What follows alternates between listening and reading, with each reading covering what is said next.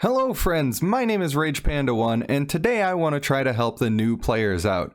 I just posted a video saying that nobody should be using tier lists. I do believe that's true, and I need to provide some answers for you so that you can not use a tier list. So today I want to go over what I think is the best team to start your new account with. And that team is pretty simple. We're going to base it on things that we know that we will be able to ascend.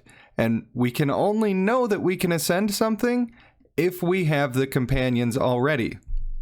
So if you're wondering what Ascension is, you will come over here to your altar, and you will select any character that you have. And you can see here, this top one is the character that I have selected. I need an exact copy of that character, plus another random character of the same class, in this case a tank. And then when I put all of that together, I can raise his star levels. That gives me more power on that character, and it lets me level him up a little bit farther. But I need copies. That's the important thing. And if you're basing your team on somebody that you're summoning, it can be really hard to get that ascension. So when we're going to start out a new account on a new server even, we're going to base this on people we already have companions for. And luckily the game gives you a lot of good companions. So which team do we actually care about then? It's my opinion that if you are starting a brand new account, you've already got a really good team on your hands. They're going to give you this Ascension companion for linking and getting your goat ID set up. You may as well do that. This is free. The male Ascension is extremely strong. There's no reason for you to pass this up. I highly recommend. Aside from that, you need some damage characters. And what do? They give you the companion for some of the best mages in the game. Arguably, people say that the female is the best mage in the game. I think it depends on what you have going with it. In this scenario, she's pretty darn good. Because of that, we're going to run the male Ascension. We're going to run the female and the male Ignis. Both of them. You're going to need a lot of mage materials because of that, but that's okay, because all of the companions that they're giving you are the Ignis, the Ascension, we've got Zace. That's a lot of mages that you're going to be producing, as well as the Zace being one of them that you get most often when you're doing explorations. So you're going to have plenty of mage materials, and we're going to run 3 mages on this team. Aside from that, we're going to need some frontliners. We have to protect these people. And one of the ways that we're going to do that is we're going to use the male Karg.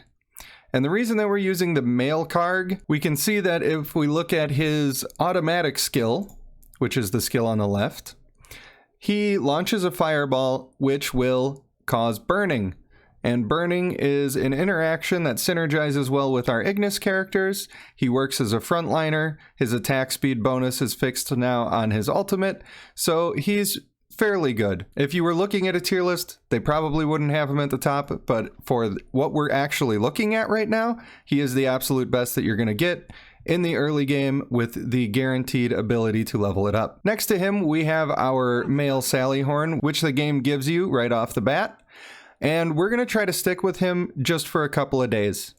Just for a couple of days, because you're not going to have the companion for this guy. In fact, you're not going to have a companion for any of the tanks. And the Sallyhorn companion is one of the cheapest companions. It's very easy to get, but I don't think that's the one that you should get. I think that what we want to do is we want to focus on completing our dungeon descent in the upper right corner here. And as we complete that, we are going to get ourselves some of these purple chests right here, purple, pink. They are called Intimacy Preference Chests. And this is going to let us get these cards, and when we collect enough of these cards, we get to select a companion that we're going to keep. And my recommendation for you is that you're going to choose the Lionstone, which is this beautiful young lady right here. You're going to need 48 of these tokens, and there's many ways that you can get these tokens. For one, when you're doing explorations, you can find them. The easiest way, in my opinion, is to do Dungeon Descent, complete it, and then you get 10 of these chests. I believe it's 10 every time that you complete a Dungeon Descent, and that gets you really, really far towards getting this companion. Aside from those two things, if we go to our summoning circle, you can see that I am on the companion summoning, and for me, I think for everybody, this event is going to be around all year. So we don't have to worry about that going away. But we don't want to spend our diamonds here. This is not a place to spend your diamonds. But you will be doing events like Valley of Conquerors and some of the challenge events. And when you're doing various events, you are going to eventually get these little tokens that will let you do summons. It doesn't matter, as far as I know, if you do single summons or multi-summons. I happen to have enough for a multi-summon right now, so let's pop it off and see what we get. You can see we get a whole host of different companion parts. Some of these companions you'll see that we already have, and that's fine. We can consume those cards to get some intimacy towards our characters. The ones that we did not have the companion already, we're getting a lot closer to getting them. This is the Elizabeth companion, and we got 3 of them for her, so that was very lucky for us. And of course, after we do our summons, we are going to get these little heart boxes. We can see in the upper right-hand corner, we can click into this, and it brings up a screen where we can redeem these heart boxes to select which token we might want for any companion. So you can see there's a lot of ways for us to pick exactly which companion that we're hoping for. We're going to do all the explorations we can. We're going to hope for our Lion's Stone to show up in them. And if we don't get her there, we're going to pick her up with these heart boxes and with the boxes we've unlocked from Dungeon Descent. So your first most important mission for selecting a companion, if you're going to follow this guide, is to get yourself the Lion's Stone companion. And the reason that we're going to focus on getting the Lion's Stone companion is because when you can sit here and court with this companion and make 3-star tanks, it makes it so that you can actually ascend frontliners. If you don't have anybody and that is a tank as a companion, you are going to find it extremely difficult to ascend your characters. And the female Lion's Stone is one of the easiest people to slot into a team because her synergy is just inherently good with everybody in the game. It doesn't mean that she's mandatory for your team, but it does mean that you basically can't go wrong by putting her on your team, so that makes it a good place to invest in early on, because you're hedging your bets against picking a champion that doesn't synergize well with anything that you might get lucky when you're summoning or getting champions through other means. Now this is, of course, just a team that's going to get you started. You are eventually going to get to level 220, and when you get to level 220, I think it's a good idea to do 2 or 3 summons. If you do 2 summons and you feel like you got something really good, especially if you got yourself a mythic, then I would recommend that you save your gems and don't do a 3rd summon. If you do your first 2 summons and you feel like you got nothing and you may as well have not even done them, well, it's okay to pop one more and just try to get something. You're looking for purple or higher, just something that's going to elevate your account a little bit. And you're hoping that you already have the companion for whatever thing you get, because your account is young and you're going to need these resources. And we want to not spend our diamonds on summoning as much as we possibly can. The way that we actually want to be spending our diamonds is we want to come into the value pack section, and there will occasionally be a companion pack. However, there are 2 versions of the companion packs. The one that we actually want comes with rings in the bottom row, earrings in the second row, and lockets that are a heart shape in the top row. So you do not want this pack. You do want the other pack. You want to buy the one that costs $5.99. And it is okay for you to spend all of your diamonds in that. It sometimes doesn't feel the best when you're doing that, but that's how we're going to spend all of our diamonds for now. As well as when you're going through Dungeon Descent, if you find earrings that are on sale from the Goblin and they are 90% off, then I'm going to recommend that you buy all of those. And the way that we're going to spend our intimacy is that we are going to come over to the Trevaine Companion.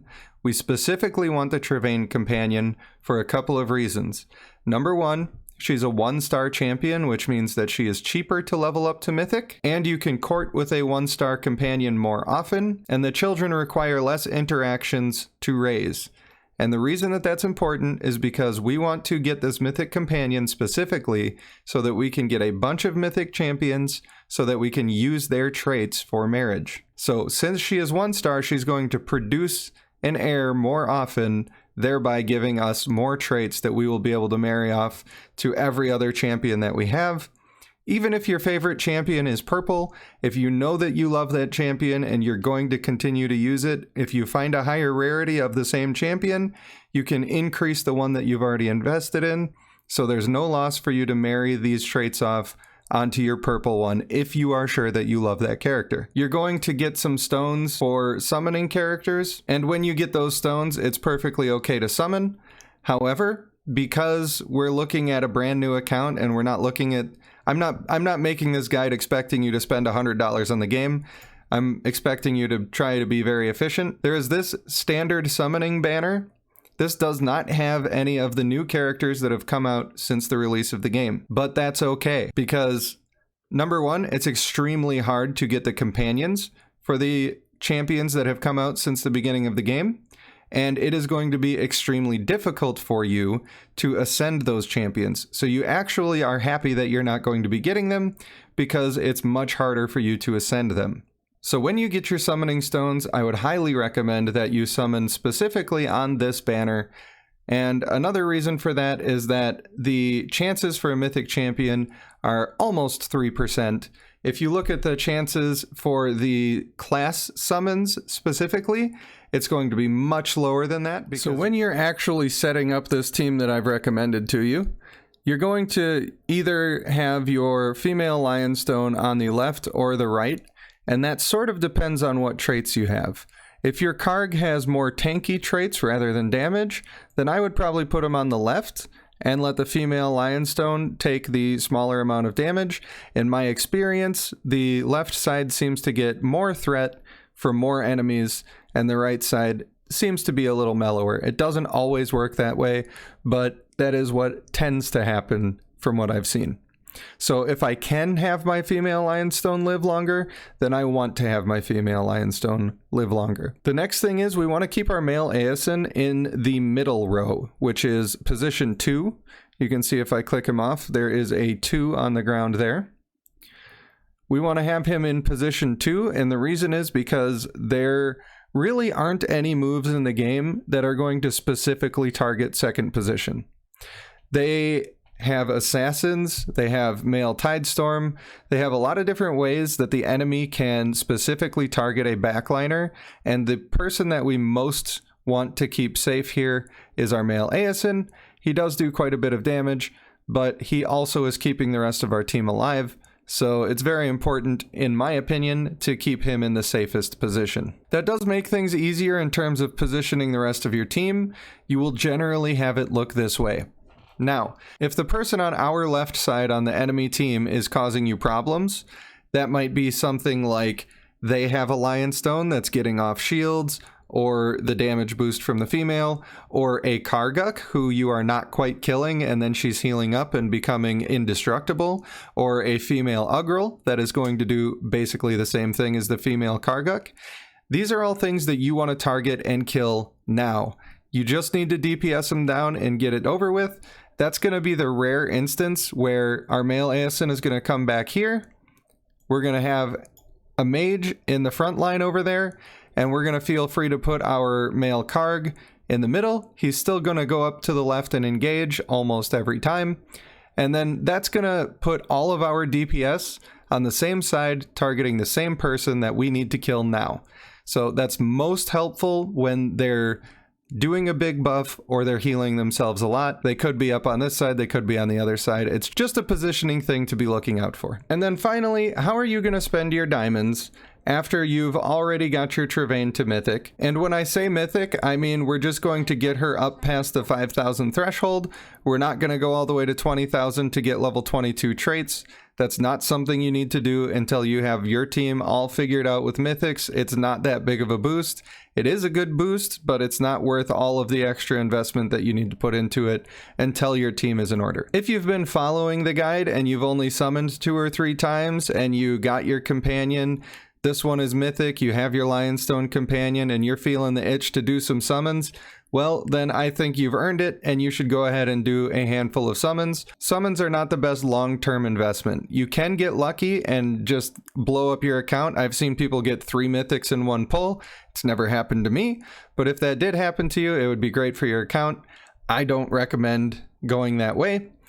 I recommend leveling up the Lionstone to Mythic. If you're following this team, having the Lionstone Mythic is going to be huge, and you could even decide to put both Lionstones on your team, when you're starting to level them up into epic, legendary, and mythic, it would be better to drop the Karg and put in the other Lionstone because you're just giving yourself that much more sustain. Male Aeson does plenty of damage on his own, so you're not going to be hurting too bad in terms of DPS if you do that. You can see that we're actually working on this lady on our account right now. I would also suggest, if we assume you have nothing else on your account, you've gotten your Trevaines up to Mythic. Let's say that both of your Ignis people are either rare or epic at this time, then it's probably going to be better to get your female Trevaine ascended and caught up with your team and switch her in for the male Ignis. The reason I say specifically doing that with just the female and not both is because it takes a lot.